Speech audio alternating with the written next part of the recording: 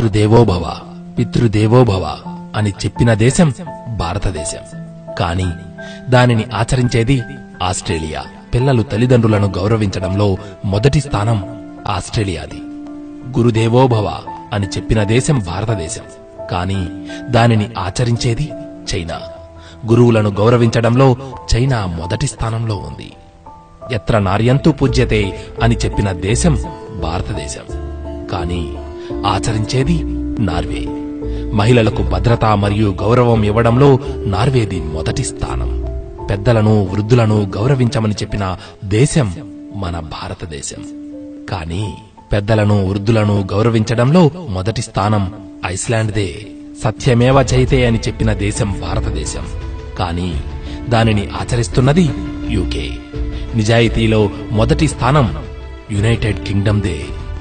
కష్టే ఫలి కృషితో నాస్తి దుర్భిక్షం అని చెప్పిన దేశం భారతదేశం.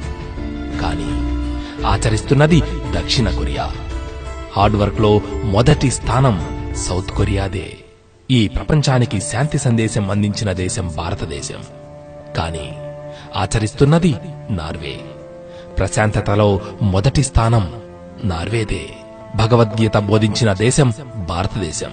కానీ ఆచరిస్తున్నది జపాన్. కర్తవ్య నిర్వహణలో అంకితభావంలో మొదటి స్థానం జపాన్దే. ఎన్నో నీతి నియమాలను నిర్దేశించిన దేశం భారతదేశం. కానీ ఆచరిస్తున్నది సింగపూర్. క్రమశిక్షణలో మొదటి స్థానం సింగపూర్దే. విద్యను జ్ఞానాన్ని ప్రవచించిన దేశం మన భారతదేశం. కానీ నిలబెట్టుకున్నది ఫిన్లాండ్.